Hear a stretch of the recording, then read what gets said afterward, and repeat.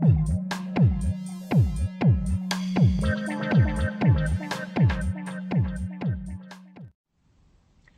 up, everybody? This is your girl T Green coming back at you with another video, and today I am sporting my purple in honor of my man Prince. Yes, today is Prince's birthday, and in the city of Houston it is also Prince Rogers Nelson Day. Several cities declared June 7th as Prince Rogers Nelson Day, and I thank them for it because he definitely deserves his own day. So I'm going to go ahead and remove my glasses so that you can see my eyes. It's posting a glare.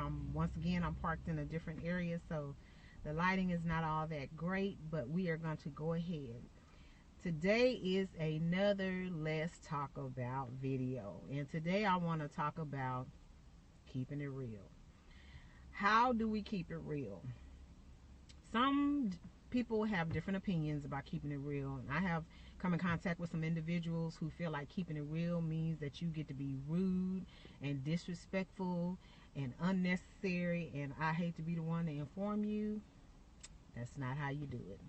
Keeping it real has everything to do with being true to who you are as a person, that as it relates to your likes and dislikes and preferences and tolerances and things like that, but that does not mean that your response to the opposite of those situations is being rude, ugly, and disrespectful. It is okay to say no. A lot of times when you reject an idea or a concept or anything to do with what is being offered to you, it's okay to say no, but you don't have to say no in a very rude and ugly way.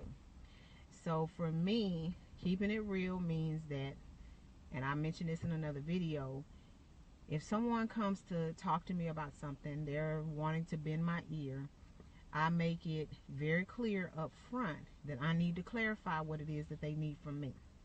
Because I'm one of those kind of people, if you say I just need to talk to you, I just need somebody to listen, I'm very capable of pulling back and just listening to what you have to say.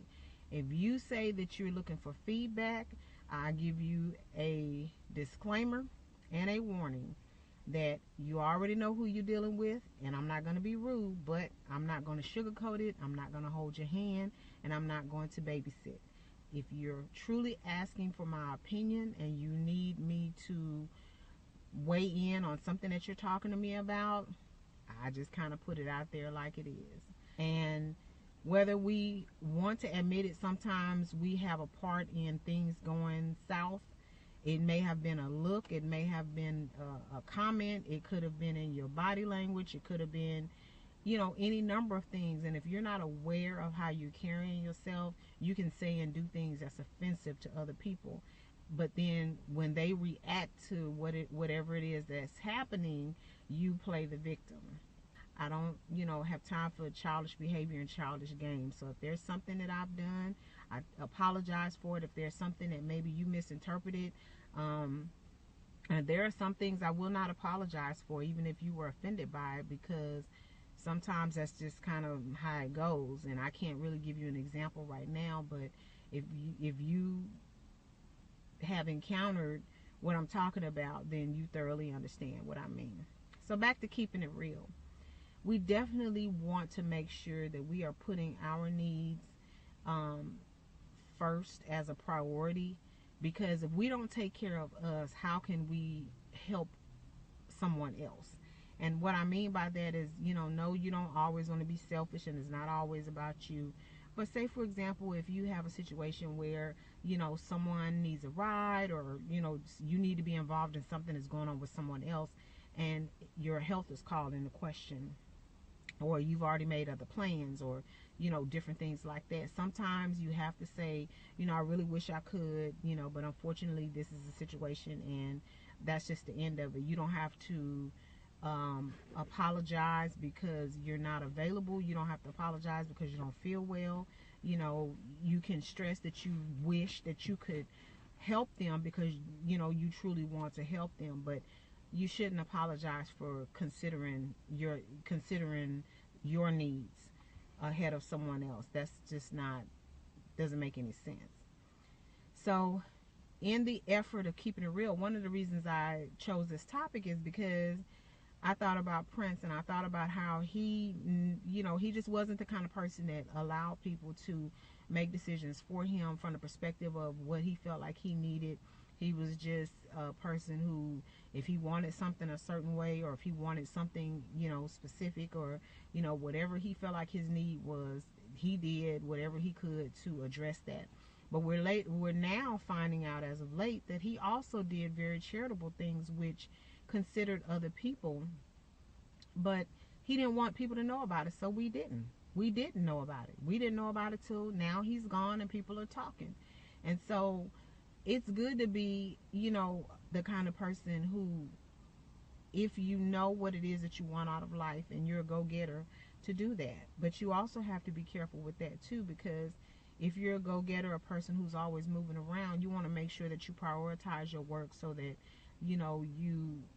you can keep it real from the perspective of your ability to fulfill whatever, those tasks that you are incorporating into your routine, so you want to make sure that you're capable of doing those things and not, overwhelming yourself, overburdening yourself, and things like that. So when we talk about keeping it real, it's not just about, as some people say, reading somebody up one way and down the other. That's not the only way you can keep it real. You can keep it real from an emotional perspective. You can keep it real from a physical perspective, whether it's in your relationships or whether it's at work or whatever the situation is. There's so many different definitions of keeping it real. Or I should say there's one definition of keeping it real pretty much, but there's so many areas that you can apply it to. So anyway, I just wanted to come to you with another video and talk about keeping it real. If you have some suggestions on how we can keep things real in our life, whether it's in our relationships or what have you, leave a comment below and share your story or share your suggestion with us. We love to have them, and I am so enjoying these videos. If you have any Let's Talk About topics that you want me to broach, please leave that in the comment section as well. As usual, I am going to leave all my contact information in the description box, and I will also make sure that I leave a link for the Let's Talk About playlist, so that if you missed any of the videos, that you can click on the playlist and work through them. I'm just enjoying this ride. It's been awesome. But on the other side of that, we here in Houston, Anthony Frazier had the Like-Minded Individuals party on this past Saturday, and I was so sad that I couldn't make it, but I was a little under the weather, just not really feeling good. Once again, that's keeping it real. I had to be honest with myself about what I was physically able to do, and I had another event that I was supposed to go to, and I didn't go to either. I listened to my body, took care of myself, and I was the better for it. But we are honoring Prince today on his birthday. I'm sure the radio is just jamming.